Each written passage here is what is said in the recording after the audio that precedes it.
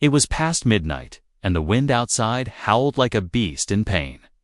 Rayon sat alone in his small wooden cabin. Deep in the snowy woods of planet Eltros 9, the fire crackled, warm and orange. But the cold still crept through the walls. He was used to silence here. That's why the knock shocked him.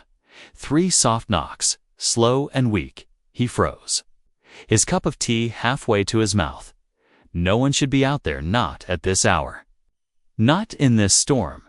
He stood up slowly and grabbed the plasma torch hanging by the door. Another knock, this time softer, almost like a whisper. He opened the door, just a little. His breath caught. A figure stood there, shaking, wrapped in a thin cloth soaked with snow. She was small, with pale blue skin, and her long hair was stuck to her face. Her lips were frozen purple, eyes wide, staring at him without blinking.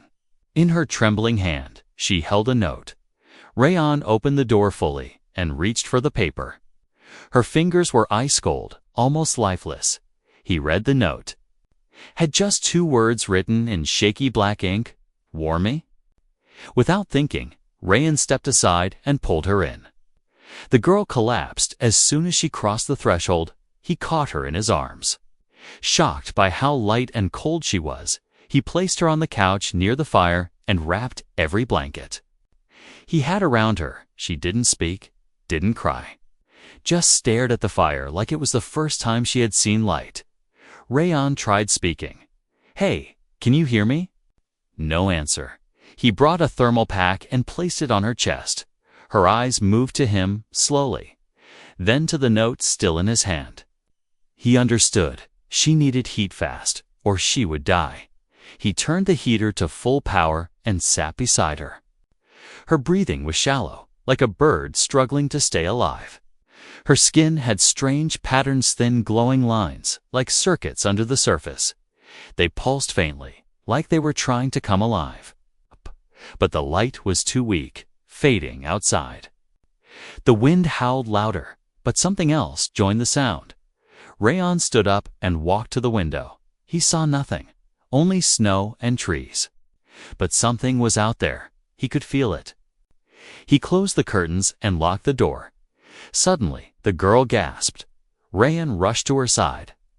Her body had started glowing faintly under the blankets. The lines on her skin were brighter now. She opened her mouth like she wanted to speak. But no sound came out. He whispered, "It's okay. You're safe now." She pointed at the note, then at herself, then at the fire. Then, with a shaking finger, she pointed toward the window. Her face filled with fear, her eyes begging him to understand. Rayon followed her gaze, but again, he saw nothing.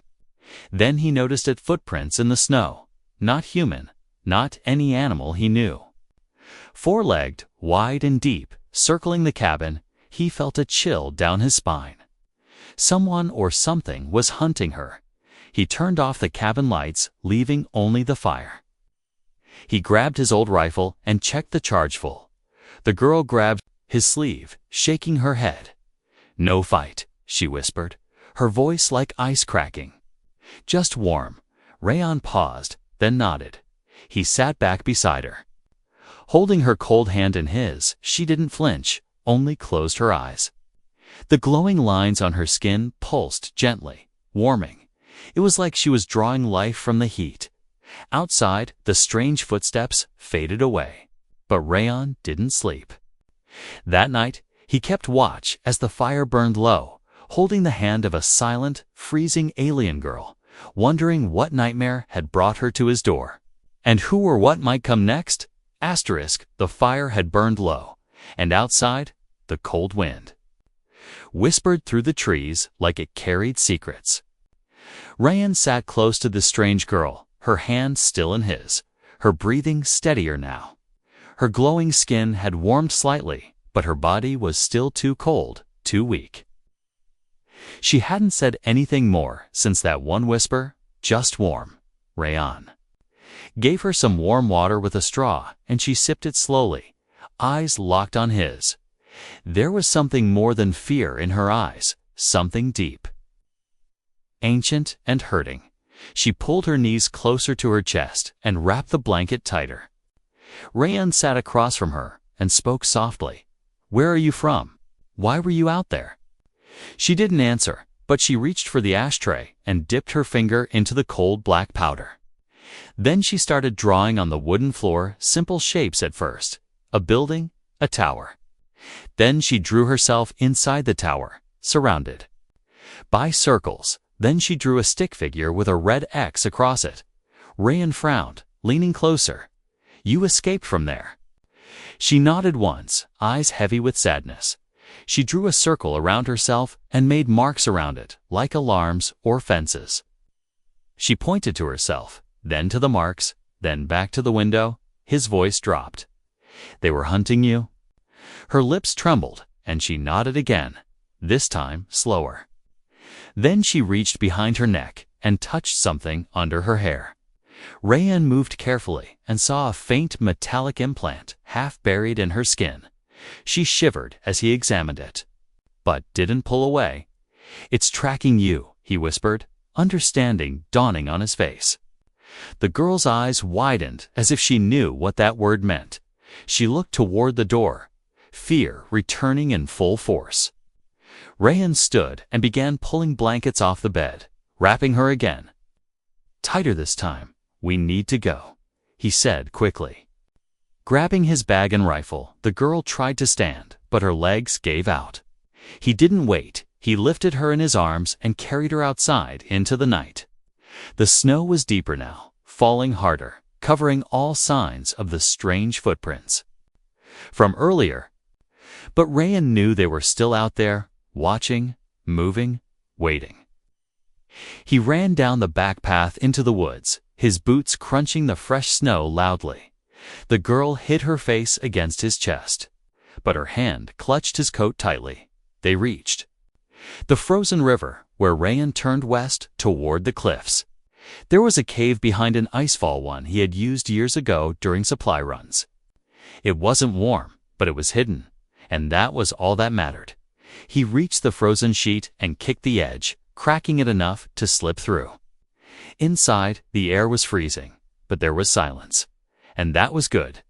Rayan laid the girl down on an old thermal mat and activated a tiny heat orb. The dim light showed the girl's face, pale but alert. Watching him with deep trust, she reached for the note in his coat pocket and pressed it to her chest. He sat beside her and took a deep breath, heart pounding. This was more than escape. He whispered to himself. They didn't just lose her. They're looking for a weapon. The glowing lines on her skin brightened slightly as the heat orb warmed her. Then she did something unexpected. She opened her palm and pointed at her chest, then at the orb. Rayan tilted his head. "You absorb heat." She nodded, then pointed at the wall, then her hand, then made a pushing motion. "You can release it too." This time, she looked away, guilt in her expression. Rayan connected the pieces. She had hurt someone, maybe even destroyed something, but it wasn't her fault. Not completely.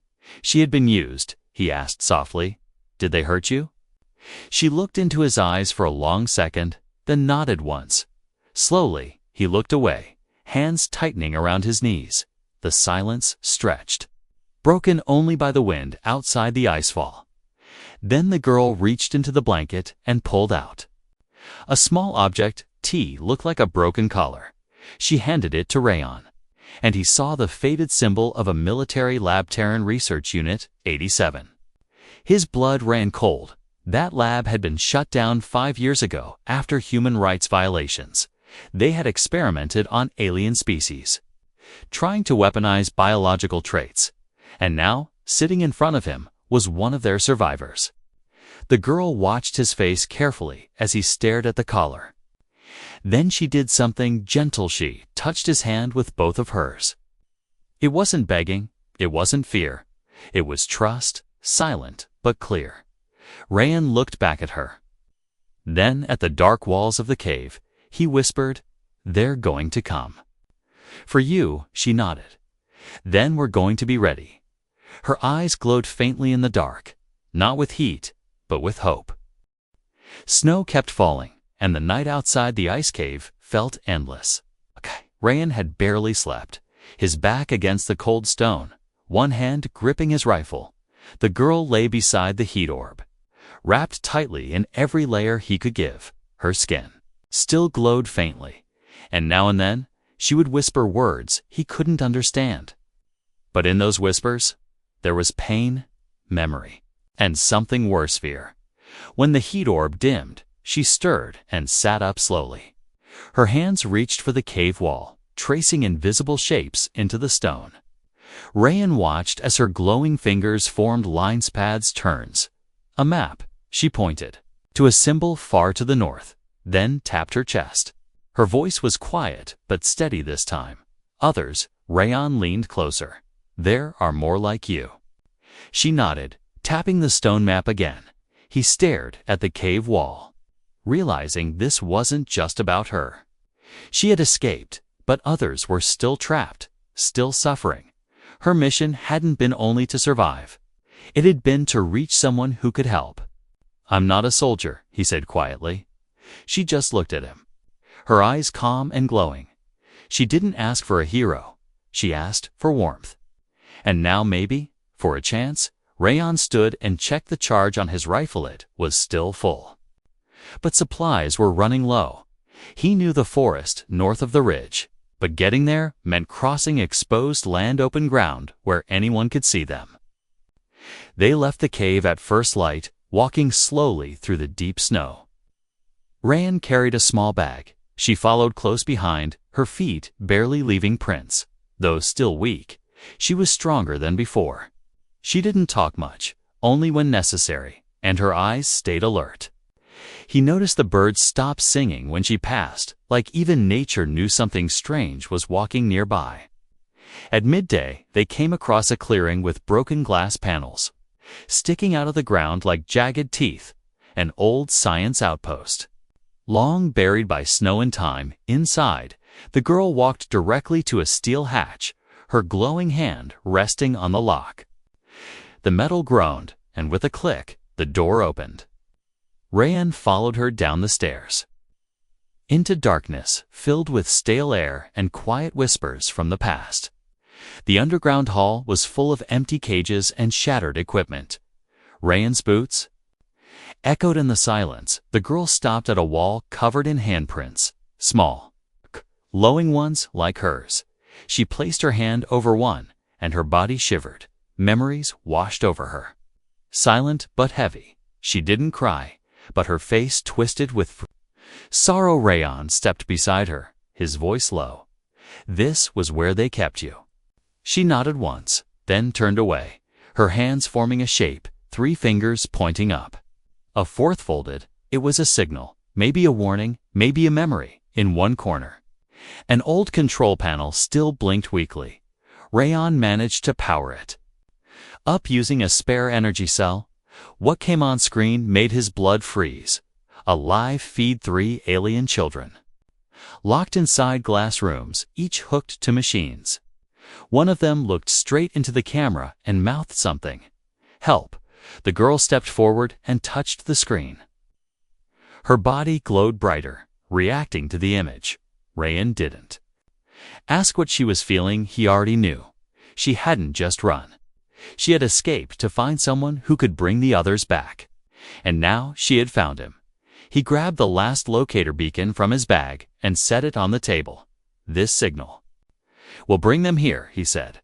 "But not just help, maybe hunters too." The girl met his gaze, steady and sure. She reached forward and pressed the beacon's button.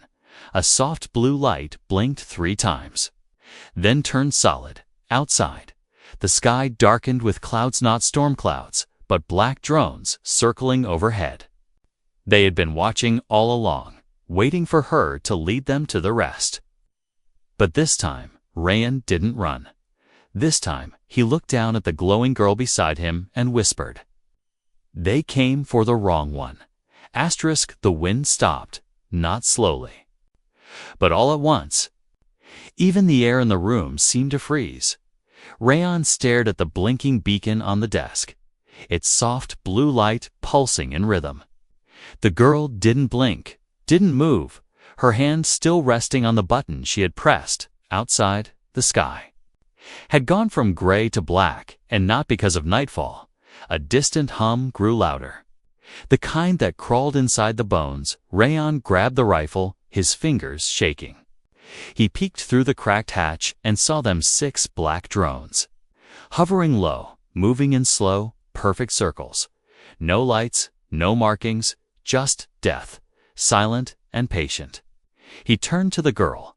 "We have to go now." But she didn't move. Her eyes locked on the control screen.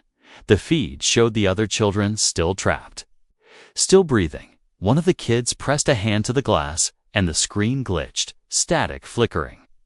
Then came a sound, soft, broken, but real. "Nika." The girl gasped, like something struck her deep. She whispered the name back, "Nika." Her body flared with sudden heat, the circuits under her skin glowing like burning veins. Rayan stepped back, not from fear, but from awe. She wasn't just waking up, she was remembering who she truly was. The beacon beeped once more, then turned green. A signal had been received. But who had picked it up, friends or enemies? No one knew. The girl stood up, her legs steady now, and pointed upward, toward the surface. Rayan nodded and followed her, each step heavier than the last. Outside, the drones were closer now, scanning the trees, the snow, the silence. The girl didn't run. She stepped into the open and raised her hand. A low frequency echoed through the air. And the drones paused. Their red sensors blinked, confused, as if trying to recognize her. Then, one by one, they turned blue and hovered, still, unmoving. Rayan couldn't believe it. "You controlled them?" The girl nodded, but her expression wasn't proud, was tired, full of weight. She pointed toward the ridge. Across the frozen valley, there, hidden by fog and distance, was the real place she feared. The facility. It was still active, its lights faint but alive, buried in snow and steel. Rayan lowered the rifle and pulled out a small screen from his pack. He zoomed in on the structure and cursed under his breath. Turrets, motion sensors, and a perimeter field. It was a fortress. Getting in would be hard. Getting out might be impossible. Still, he looked at the girl beside him and said, "We go at night." The next hours passed slowly, quietly, like a breath being held. Rayan repaired an old thermal cloak and gave it to her. She used the leftover beacon pieces to build something, an energy dampener, small and clever. He didn't ask how she knew, but it was clear she had been taught to destroy. Now she was using it to save. Night came, and with it, silence returned. They crossed the valley in crawling steps, staying low, hiding behind trees and broken machines. When they reached the first fence, the girl pressed her palm to the wire. A spark, a low hum. Then, nothing. The power faded. Rayan watched in disbelief as they passed through without a sound. Inside the walls, guards moved, like shadows, armored and cold. The girl led him through a hidden path between power cores and supply tunnels. She remembered every turn, every password, every blind spot. They reached the inner gate, where the children were held. Her hand hovered over the final lock, but then she froze. A voice rang out behind them, calm, smooth, and terrifying. "I knew you'd come back." Rayan turned fast, gun raised. A tall figure stepped from the dark, wearing a clean white coat and a smile full of poison. "I built you," he said to the girl, "and now I'll break you again." But she didn't step back. She looked at Rayan, eyes steady, and whispered just one word: "Trust." Then she stepped forward, glowing brighter than ever before. Rayan didn't know what was about to happen, but he raised the gun anyway and followed her into the fire. The light from her body was no longer soft. It filled the corridor like a second sun, warm and alive. Rayan had to squint as he followed her, one hand still gripping the rifle, The man in the lab coat didn't move, didn't flinch. He simply stared at her, eyes wide, lips parted in a cold smile. "So, you've learned to shine," the man said, voice calm. The girl didn't answer, but her skin pulsed with heat and memory. The walls around them hummed in response, like the building remembered her too. Rayon could feel it. This place wasn't just a lab, it was alive. And it knew who she was. "You burned 13 of my guards on your way out," the man went on, circling them slowly. "You took the data core and fled like an animal." The girl's eyes narrowed, and for the first time, Rayon saw fire behind her silence. She raised her hand, palm glowing. But Rayon gently placed his fingers over hers. "Not yet," he whispered. The scientist laughed. "Oh, the human thinks he has a say." He pressed something on his wrist, and alarms screamed through the halls. Metal shutters slammed down, and the walls flashed red. "Now, let's see how far your light really goes." The girl looked around, face calm. Then she pointed to the floor. Rayon followed her eyes. Thin lines ran under the metal, pulsing like veins. The building's core was connected to her, still bonded. She stepped forward and placed both hands on the wall. A deep hum filled the air, followed by a flicker in the lights. The alarms stuttered, then died. The metal beneath their feet began to melt, not in heat, but in shape, bending to her will. The floor opened just enough for Rayon and the girl to drop through. They landed hard in a lower hallway. Deeper than Rayon thought, the building even went. Here, everything was quiet, untouched, frost-covered. The walls and old wires hung like vines. The girl stood and walked forward. Faster now, her breath steady. She knew exactly where she was going. They reached a tall door covered in warning signs. Rayon brushed ice from the control panel completely offline. But the girl didn't hesitate. She placed her palm to the door. There was no sound, just heat. And then the lock snapped open. The door slid aside, revealing a cold room filled with soft light. 3 small capsules stood in the center. Inside each one, a child floated in a glow of pale blue fluid. Their skin bore the same glowing marks, but dimmer, fading. One of them, the youngest, opened his eyes and saw her. He smiled, weak but real. The girl rushed forward, pressing her hand to the glass. The capsules hissed, releasing the locks slowly. Fluid drained away, and the children collapsed into her. Arms one by one, Rayon helped wrap them in thermal cloths. They were barely breathing, but alive. A voice echoed through the room again. This time from the ceiling. "You can't save them," the scientist growled. "You were made to destroy, not love." The girl looked up and whispered in a language Rayon didn't know. But the effect was instant. Lights exploded above, and steam poured from the vents. She turned to Rayon, her face hard now, glowing bright like fire under ice. She cradled the smallest child and pointed to a side door. Rayon kicked it open and led them into a dark escape tunnel.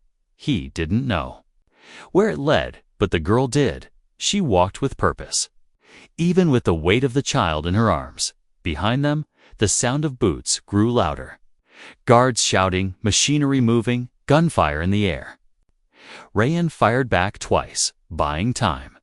He looked at the girl and the 2 other kids. Too slow, too weak, they wouldn't make it like this. Then the girl stopped and knelt down, placing the children gently beside the wall. She stood, turned, and faced the way they came. Her voice was clear now. "I'll stop them," she said. Rayon moved to argue, but she reached out and touched his face. Her hand was warm, not glowing, not burning, just warm. "Take them," she whispered. "They are my light now." Then she ran into the dark hallway. A wave of heat followed her, silent and unstoppable.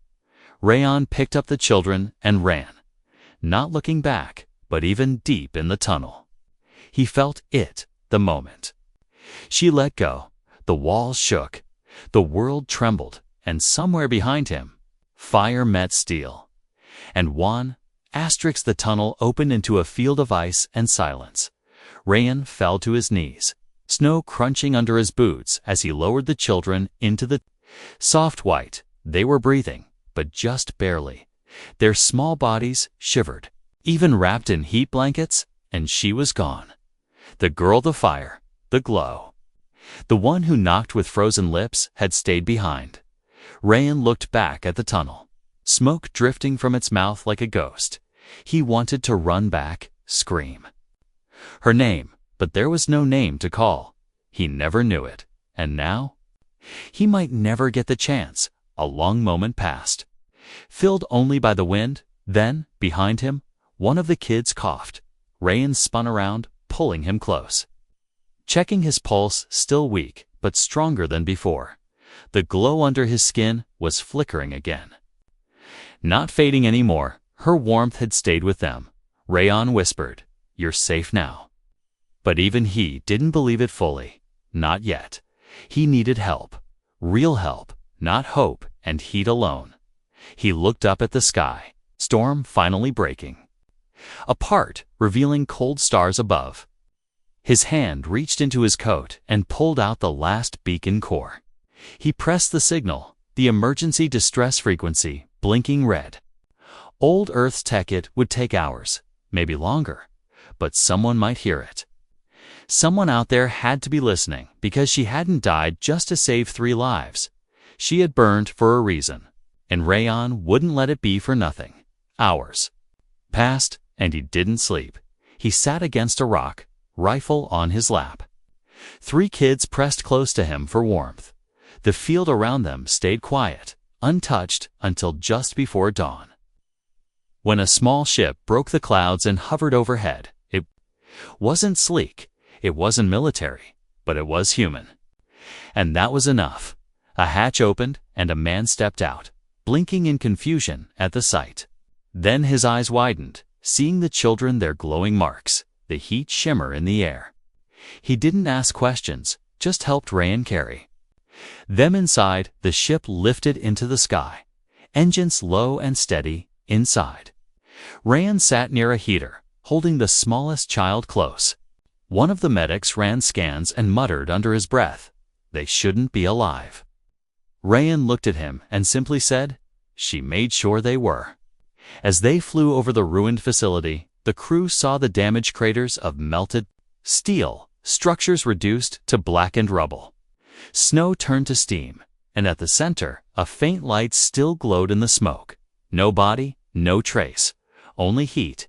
She was gone. But not lost. Back on the human base, the children were placed in recovery chambers. Doctors and scientists worked day and night, trying to understand what had been done to them. Some wanted to isolate them, study them again, but Rayan stood between them and said, "No cages, no tests, not again." And this time, they listened. Weeks passed, and the children grew stronger. They started speaking, slowly, in broken words. One of them, a girl with silver eyes. "Rayan, where is light?" "Sister." He didn't know how to answer, so he just looked up, toward the stars. "She gave her fire to you," he said. "Keep it safe." The girl nodded, eyes wide and serious. And something in the air shifted. Not cold, not warm, just calm. Later that night, Rayan sat alone by a window. The stars above shimmered, and he thought of that knock at his door. The frozen lips, the shaking hand, the note that said only 2 words, "Warm me." And somehow, she had, not just herself, but the world around her. A new winter came, but it was different this time. The wind still carried snow. The nights were still long, but the cold didn't bite the same way it used to. Because something had changed. Something quiet, something warm. Rayan stood on the edge of the outpost cliff, staring down at the frozen valley below. It had been months since the rescue. Months since she vanished in fire and light. But the world hadn't forgotten her, not the children. Not him, and not the wind. He could still feel her presence in the silence. Like a match that refused to burn out, behind him, laughter echoed, soft and strange. The three children were playing in the snow, wrapped in thermal coats, their skin glowing faintly beneath, not just heat now, but color, life, emotion, joy. They weren't weapons anymore. They were just kids. Finally, the youngest ran up to Rayan and handed him something small. A folded note, yellowed at the edges, a little crumpled. He opened it slowly, knowing what it was before he even saw the words. Just two, written in that same shaky ink. Warm me. His fingers tightened around it, eyes stinging, but when he looked down at the boy, the child smiled. She said to give it back, he whispered. Rayan blinked. When did she say that? The boy looked up at the sky. In my dream, that night.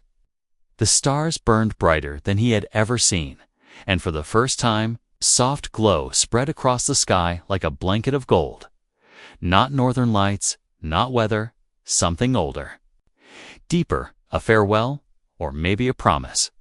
The scientists kept asking questions: how the fire worked, how the warmth transferred, but Rayan never gave answers. Some things weren't meant to be understood, only remembered. He took the children far from the labs, to the forests, to the hills, to a new home. Built of quiet days and safe nights, they hung her note by the fire, framed in clear glass below it.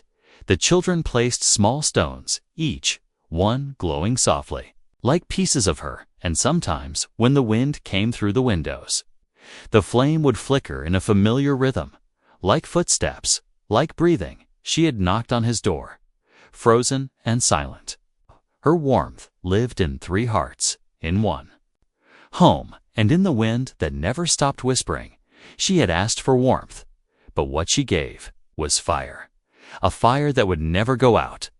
Not in them, not in him, not ever.